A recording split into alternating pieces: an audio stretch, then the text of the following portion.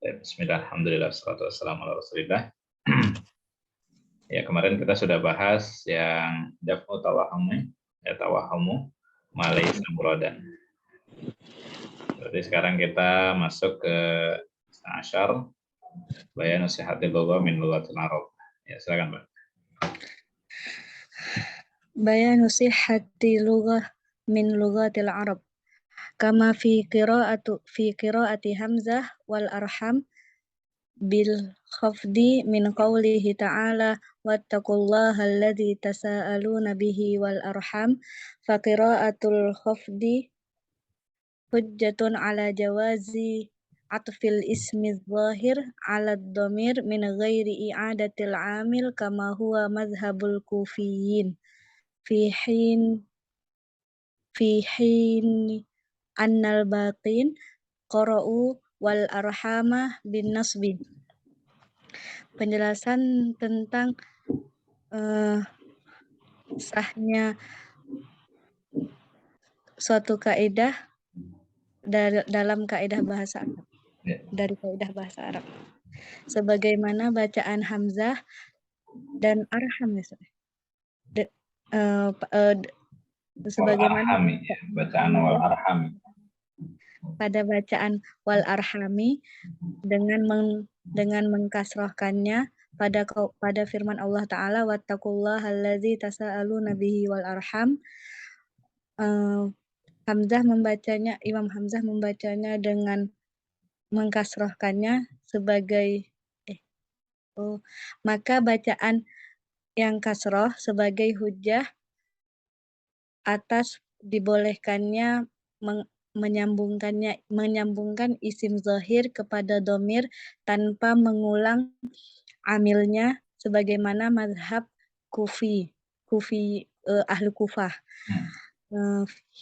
yang mana selain Hamzah mereka membaca wal arhama dengan menasabkan mimnya. Ya. Baik, di sini faedah yang ke-12 dari ragam qiraat itu adalah menjelaskan bahwa sahnya ya suatu bahasa ya, Mbak. Suatu bahasa yang terdapat pada bahasa Arab. Ya. Maksudnya kalau dulu kan qabilah Arab itu kan berbeda-beda ya bahasanya dan juga kaidah-kaidahnya begitu ya. Nah, hal ini tentu bisa kita maklumi ya. Dulu ketika anak belajar ya, Mbak. Ketika anak belajar terkait dengan bahasa diantaranya, bahwa bahasa Arab yang fusha, bahasa Arab yang fasih ya gitu ya, Mbak. Bahasa Arab yang fasih yang betul-betul diakui sebagai bahasa yang pada masa puncak kejayaan ya, puncak keemasan bahasa itu adalah saat diturunkannya Al-Qur'an. Yaitu saat diturunkannya Al-Qur'an atau pada zaman Nabi SAW gitu ya. Nah, itu puncak keemasan bahasa Arab ya. Karena kalau sekarang kan bahasa Arab ya sudah mulai ada pergeseran gitu ya, bukan seperti dulu lagi. Nah, sedangkan puncak keemasannya memang pada masa Rasulullah SAW dan juga para sahabat gitu ya. Makanya ada istilahnya kalau dulu ketika anak belajar itu bahasa Arab yang fusha itu terambil dari tiga sumber. Yang pertama yaitu Al-Qur'an. Jadi bagaimanapun ya pelafalannya gitu ya, Mbak.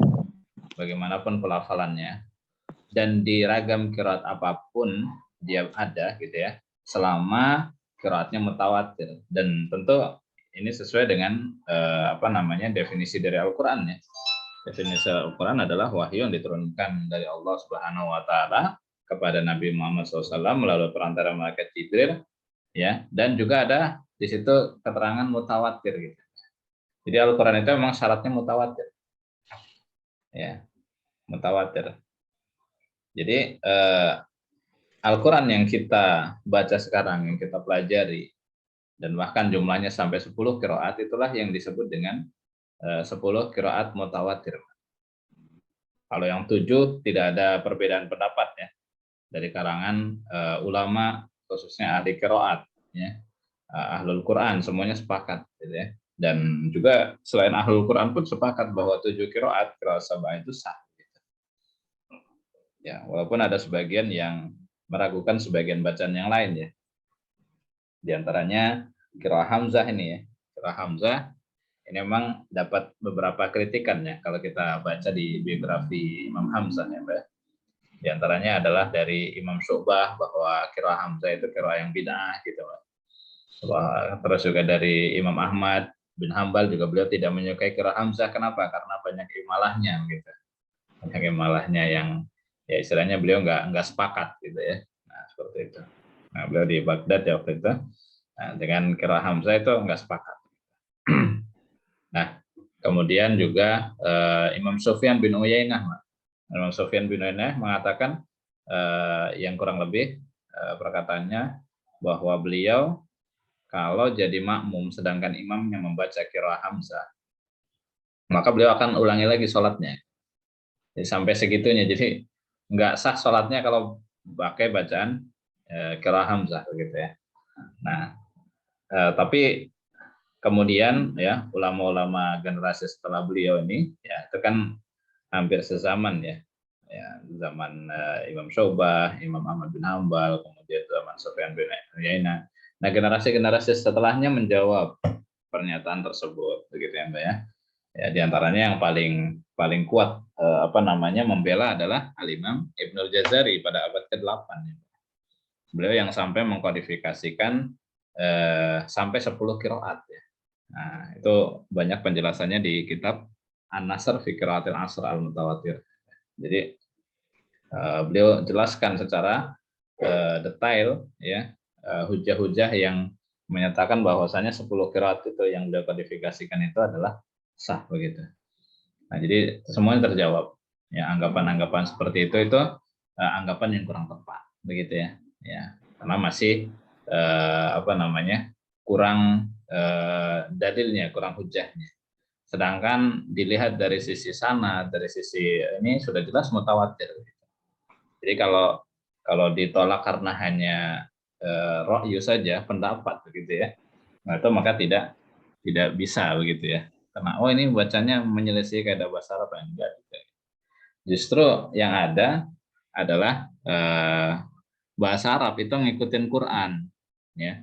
Nah, tapi ini jadi sumber yang pertama gitu. Bahasa Arab yang fusha itu adalah terambil dari qiraat ya, Al-Qur'an dan ragam qiraatnya. Ya. Nah, yang 3 lagi juga dijelaskan oleh Imam Ibnu Jazari ya, yang Abu Ja'far, Yaqub, Khalaf al-Ashir pun itu dikatakan mutawatir gitu ya. Beliau sampaikan hujah-hujahnya dalam kitab-kitab beliau ya. Di antara yang paling populer adalah kitab An-Nasr tadi ya, Al-Imam Ibnu Jazari. Jadi apapun bacaannya yang ada pada 10 qiraat itu dengan periwayatannya, rawi-rawinya, kemudian juga dengan ragam toriknya semuanya yang totalnya kurang lebih sampai 980-an begitu ya. Torik itu semuanya adalah bacaan yang sah bahkan mutawatir dan bisa jadi hujah gitu.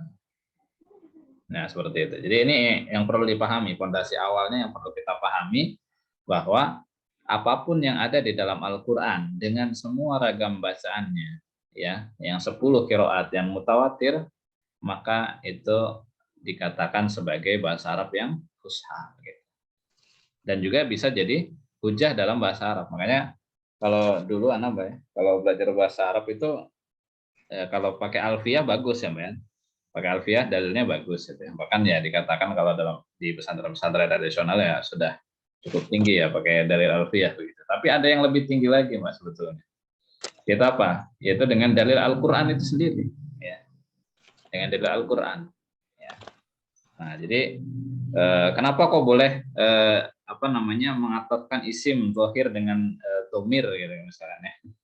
Nah, ini dalilnya dari sini, Mbak. Wattaqullaha alladzi tasaaluna bihi wal arhami. Jadi kayak gitu dalilnya ya. Bisa kok gitu kan dari sini. Nanti dengan bacaan-bacaan yang lain bahwa sebagian huruf jar tidak semuanya bisa memajrurkan sebagaimana kondisi yang lain. Contohnya mim ba'di ya. Nah, ada juga bacaan mim ba'du kan. Nah, boleh seperti itu. Jadi ada hujah-hujahnya dari Quran itu sendiri. Dan ini justru yang paling tinggi karena harus memahami ragam qiraat yang lain gitu. Ya. Nah, ada juga yang paling kelihatan kalau tadi kan yang kira Hamzah berdasarkan ra'yu aja ya, Mbak ya. Nah, jadi ketidaksukaan begitu ya. Nah, ada yang kira Ibnu Amir diantaranya. Itu yang sampai kontroversi ya. Ya, bahkan sampai ditulis oleh saudara kita ya. Nah, itu saat Muhammad Al-Farabi atau biasa disebut Syekh Muhammad Al-Farabi itu membuat tulisan terkait dengan kontroversi ya, infiradat qiraat Ibnu Amir itu ya. Ya. Karena apa? Karena banyak menyelisih kaidah apa? Bahasa Arab ya. Nah, banyak menyelisih kaidah bahasa Arab. Nah, sehingga banyak para ulama yang menentang bacaan tersebut karena menyelisih bahasa ini. Banyak yang nggak sesuai nahwunya gitu ya. Nah, ini susunannya nggak sesuai, balagonya juga nggak sesuai gitu kan dengan kaidah-kaidahnya. Nah, banyak para ulama yang menjawab hal itu. Gitu. Ya, ya, di antaranya juga adalah Al-Imam Ibnu Jazari juga gitu yang menjawab juga ya. Syekhul Islam Ibnu Taimiyah pun sama menjelaskan terkait dengan itu. Makanya beliau apa namanya? Beliau sangat membela juga Syekhul Islam Ibnu Taimiyah itu terkait dengan qiraat asroh ini gitu ya. Nah, beliau sampaikan hujah-hujahnya begini-begini bahwa memang harus fondasi awalnya dulu bahwa kita yakin Al-Qur'an ini mutawatir dari Allah Subhanahu wa taala dan diturunkan dengan bahasa yang paling baik gitu. Nah, sehingga kaidah bahasa Arab apapun harus ngikut Quran. Nah, seperti itu akhirnya ya mau gimana lagi ya harus diterima lah bacaan qiraat Ibnu Amir ya. Nah, akhirnya melahirkan kaidah juga gitu. Harusnya begitu. Jadi bukan Al-Quran ngikutin bahasa Arab gitu, kaidah bahasa Arab, tapi kaidah bahasa Arab ngikutin apa? Al-Quran gitu. Ya. Sehingga pada generasi belakangan berikutnya mazhab yang terkenal ya, dua mazhab besar dalam lughah itu kan mazhab Basriyin ya. Ya, Basrah kemudian Kufah gitu ya. Akhirnya ngadopsinya dari situ, dari ragam bacaan yang ada gitu. Ya. Nah, itu yang pertama tadi ya, sumber bahasa Arab yang fusha. Kemudian sumber bahasa Arab yang fusha yang kedua yaitu dari apa? Dari hadis nabawiyah gitu ya. Apalagi hadisnya mutawatir atau paling tidak sahih atau hasan begitu ya. Itu juga bisa menjadi hujah bahasa Arab yang fusha. Ya, kenapa kok dikatakan ini? Ya karena tadi ketika di awal Anda sampaikan bahwa puncak keemasan bahasa Arab adalah saat diturunkannya Al-Quran. Saat diturunkannya Al-Quran, di situ adalah Nabi SAW yang menerima, begitu kan? Ya. Nah, sehingga masa itu adalah masa yang terbaik, gitu ya. Nah, maka apa yang disampaikan oleh Nabi itulah bahasa Arab yang fusha, gitu. Nah, jadi seperti itu ya. Apa yang disampaikan sahabat juga sama termasuk. Tapi tentu kalau yang jelas ya keotentikannya adalah yang hadis gitu ya, karena ada sanadnya juga nah gitu ya. Nah, ini yang kedua. Jadi bahasa Arab yang fusha itu tadi yang pertama dari ragam Al-Qur'an dan dari Al-Qur'an dan ragam qiraatnya. Yang kedua adalah dari hadis Nabi SAW yang sah tentu ya. Yang sah bisa diterima itu yang lebih jelas gitu ya. Kalau yang dhaif bagaimana?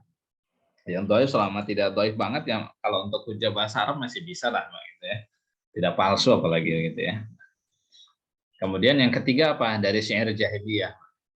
Dari syair jahiliyah. Terus syair jahiliyah ada taunya dari mana ya? Banyak di kitab-kitab sirah. Ya. Di antaranya Sirah Ibnu Hisam ya. Itu banyak memuat juga tentang syair-syair jahiliyah gitu ya. Nah, itu juga bisa jadi hujah. Makanya dulu ketika belajar bahasa Arab itu selalu menggunakan 3 sumber ini. Ya, Al-Qur'an dengan ragam qiraatnya semuanya itu bisa jadi hujah untuk apa? Untuk kaidah bahasa Arab gitu. Ya. Hadis juga. Ini Nabi SAW bersabda seperti ini nah, gitu ya. Qala Nabi SAW. Jadi ternyata dalam bahasa Arab pun ada dalil gitu Mbak ya. Ada dalil. Bahkan dalilnya bukan hanya alfiyah. Kalau kebanyakan di akademisi pesantren kan alfiyah ya Mbak ya. Alfiyah soal hafal begini. Ada yang lebih tinggi lagi sebetulnya Mbak dari 3 sumber ini. Ya, lebih tinggi daripada alfiyah. Ya, dari Al-Quran, hadis, kemudian dari syair jahiliyah. Jadi kita itu kalau berdalil itu ya sebutkan ini dalilnya dari sini, gitu ya. Contohnya kalau yang ini, boleh kok isim zahir diatafkan dengan dhamir gitu ya, tanpa i'adatul amil gitu ya, tanpa perlu ngulangi lagi kok gitu ya. Nah, dalilnya apa? Wattaqullaha alladzi tasaaluna bihi wal arhami. Ada sebutkan wal arhami. Qiraat yang lain ya bacanya arhama. Ya oke, memang seperti itu ya dalam kaidahnya, tapi boleh juga gitu wal arhami. Dalilnya adalah qiraat hamzah ini. Nah, gitu bil khafdhi. Ya, nah gitu. Nah, kemudian nanti kalau syair jahiliyah ya dari misalkan syair dari siapa gitu ya. Nah, syair dari Umar bin Khattab misalkan ya ada di Syarah Ibnu Islam, kemudian dari syair juga yang lain-lain ya dari Indon, kemudian juga dari Sofia gitu ya. Kan ada syair-syairnya itu, Mbak ya. Nah, itu disebutkan bahwa ini bisa kok bacanya begini. Ya, dan itu memang kalau yang syair-syair jahiliyah juga ada harokatnya, kita ada barisnya gitu. Jadi kita bisa memahami, oh begini nih dia i'rabnya begini. Nah, gitu ya. Jadi kalau Al-Qur'an kan jelas sudah ada dobetnya, syakalnya gitu ya. Hadis juga ada syakalnya juga gitu kan. Nah, kemudian syair juga ada. Nah, jadi tiga sumber ini yang bisa dikatakan sebagai bahasa Arab yang fushah gitu ya. Nah, jadi seperti itu Mbak kurang lebih ya untuk bahasa Arab yang sah ya. Nah ini, jadi kalau di sini menjelaskan tentang jawaz atfil ismi, ya, atfil ismi, ya, jadi mengatafkan isim zahir ala dhamir, atas dhamir, isim dhamir gitu ya. Ya, bihi dengan arhami bisa, gitu. Nah, bisa di situ. Ya, min ghairi i'adatil amil. Ya, tapi ini mazhab kufiyun ya. Nah, mazhab kufiyin, mazhab kufah gitu. Terus kalau yang Basrah yang mana? Ya gampang, tinggal kebalikannya. Kalau mazhab Basrah, kalau ada isim zahir dengan isim dhamir, ya maka perlu ya adatul amil ya. Nah, gitu. Perlu mendatangkan amilnya lagi. Itu kalau yang mazhab Basrah. Kalau mazhab Kufah yang ini tadi ya. Bisa ya tanpa yang adatul amil. Begitu, Mbak. Ya. Ini berdasarkan dari ragam qiraat. Nah, berarti kita simpulkan bahwa ragam qiraat itu memberikan efek yang besar terhadap bahasa Arab ya. Nah, jadi manfaatnya cukup bagus juga gitu ya. Kalau kita bisa mempelajari qiraat, walaupun tadi ya bukan fardu ain tapi fardu kifayah. Tapi kalau kita pelajari itu semakin menguatkan ya pemahaman kita pada fan-fan keilmuan yang lain ya. Itu kurang lebih ya Mbak ya, terkait dengan faidah dari kita mempelajari ragam qiraat. Dan kalau kita simpulkan beberapa poin yang paling penting ya dari ragam qiraat itu ya. Ini berdasarkan juga yang sudah Anda pelajari juga. Di antaranya adalah untuk menguatkan riwayat Hafs juga Mbak sebetulnya. Ya. Untuk menguatkan riwayat Hafs. Kenapa? Karena riwayat Hafs itu kan nggak banyak yang gorib istilahnya ya. Ya, makanya bisa ditulis adanya buku gorib atau kitab gorib ya di Indonesia itu. Karena apa? Karena dikit banget. Gorib itu maksudnya apa sih? Beda dengan kaidah bahasa Arab yang biasa lah yang kita pelajari gitu ya. Kalau ada yang berbeda maka disebutnya apa? Gorib. Majriha kan harusnya majroha, kenapa jadi majriha? Nah itu masuk ke gorib gitu ya. Latak mana kan biasa, tapi kenapa ada ismum juga? Nah itu jadi gorib gitu ya. Dan lain-lain ya, tasil gitu kan bisa disebut gorib, dikumpulkan bacaan-bacaan gorib kalau dalam qiraat Hafs. Tapi kalau dalam qiraat lain gimana? Goribnya kebanyakan nih Mbak. Menyebutin gorib ini jadi bukan gorib lagi. Apalagi riwayat waras misalkan Mbak ya. Qiraat Hamzah misalkan. Gorib semua ada. Hampir tiap ayat gorib gimana itu? Bukan gorib lah namanya itu ya. Jadi keumuman gitu. Ya munculnya istilah gorib itu ya karena riwayat Hafs itu saja sebetulnya fokusnya gitu ya. Nah, tadi Anak katakan kenapa untuk menguatkan riwayat Hafs ya untuk bacaan riwayat Hafs kan memang relatif lebih mudah karena kita sudah terbiasa dengan bahasa Arab yang biasa gitu ya Mbak ya. Nah, Ya. sehingga lebih mudah itu sebetulnya. Sedangkan kalau qiraat lain atau riwayat yang lain selain Hafs itu dia berbeda ya, banyak berbedanya. Sehingga kita katakan ya lebih sulit kalau yang bagi kita biasa dengan riwayat Hafs, kemudian biasa dengan bahasa Arab gitu. Jadi bukan mudahnya sebagian orang mengatakan itu kan mudah berarti kalau ditafsir. Tafsir kan mudah artinya. Ya, kalau secara bahasa emang aslinya asli mudah, tapi nggak mudah juga bagi kebanyakan orang juga gitu ya. Nah, seperti itu. Jadi untuk memperkuat riwayat Hafs, ya, diantaranya fathahnya harus sempurna. Adanya muncul itmamul harokah ya dalam kajian tajwid itu, kesempurnaan harokat, karena memang nanti ada istilah imalah, ada istilah taklil. Gitu. Karena banyak yang mengucapkan fathah itu nggak sempurna, kasroh nggak sempurna, nah gitu kan. Nah, larinya ke mustalahat yang lain kan. Baca misalkan Alhamdulillahi Rabbil Alamin itu ya. Atau yang lain misalkan wadduha wal laili idza saja ma wadda'aka rabbuka wa ma qala. Jadi kayak kurang ngebuka gitu. Enggak sempurna harokatnya. Harusnya wadduha wal laili idza saja. Ada saja, ja, walaupun enggak harus saja gitu ya. Nah, tapi sempurna saja, ja bukan ja gitu ya. Nah, seperti itu. Jadi ya ini diantara manfaatnya kita mengenal belajar kelas yang lainnya. Kemudian juga yang paling urgent juga diantaranya adalah terutama bagi orang yang mengkaji hukum-hukum fikih, nah, gitu ya. Karena ada istilahnya kemarin menggabungkan beberapa ragam bacaan gitu ya, nah, sehingga menghasilkan opsi dalam apa namanya penentuan hukum begitu kan. Kemudian juga untuk mentarjih ya gitu ya, mana yang lebih tepat gitu ya. Nah, dari perbedaan ragam qiraat itu maksudnya dari sisi apa namanya hukumnya gitu ya. Atau juga bisa untuk tafsir ya, mentafsirkan satu ayat dengan ayat yang lain ya. Jadi nggak ada waham gitu ya. Nah, nggak muncul ke apa namanya kerancuan dalam memahami begitu ya. Nah, seperti itu. Nah, juga diantaranya adalah yang ini ya, apa namanya untuk hujah dalam bahasa Arab ya.